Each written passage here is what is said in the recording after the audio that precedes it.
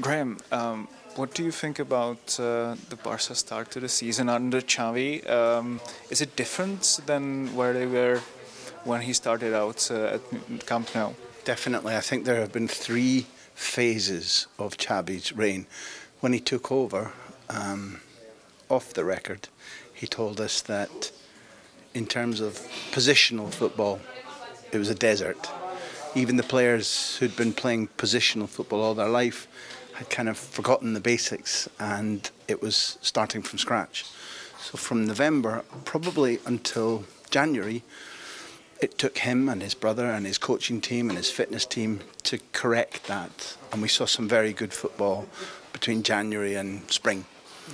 And the second phase was when everybody got tired, because for 2-3 seasons the fitness work hadn't been really demanding.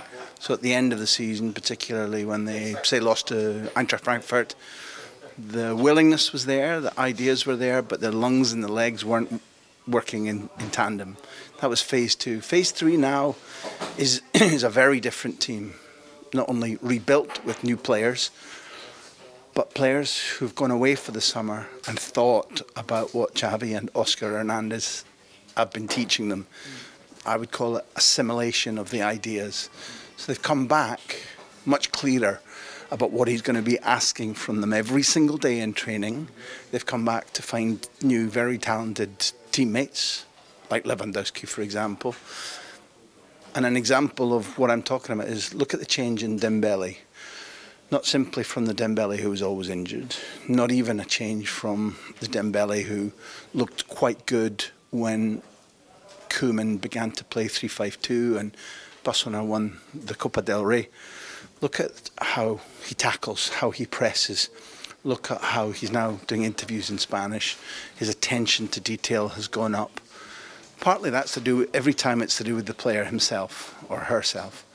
But the coach in this instance carries a massive responsibility for the change in Dembele, and he's a microcosm, one small part, of the big picture. And the same thing can be said for many different players and the team quality of football. Do you think many people view Xavi as sort of a disciple of Guardiola, or as a third coming of Cruyff, let's say?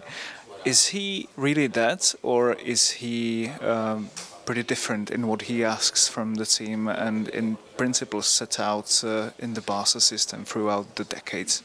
I think you know that I was part of the team that made Take the Ball, Pass the Ball, and we interviewed lots of people, Messi and Dani Alves and Busquets about Xavi, long before he was coach here, when he was still at El Sad. And everybody said, you know, he's going to be the Mark II of Guardiola, etc. I don't think that's a good description at all. From the very first time I've known him, I've believed that Xavi is not just an extraordinary footballer, but a genuinely extraordinary man, a brilliant communicator with a lightning brain, a very, very good, very enjoyable, inspirational personality. You put those things together and add the fact that he was a world-class footballer, maybe Spain's best ever footballer, then you've already got something special. But if you compare this football to Cruyff's football, then you're closer. If you compare this football, right now at least, to Guardiola's football, I don't think there are massive similarities. This team is much more like the 3-4-3 Dream Team when they were... I've spoken to so many of the Dream Team, maybe you have too, that they were daring, they changed everything in football, they won this club's first European Cup, but they were easy to beat. So sometimes they caught a slap.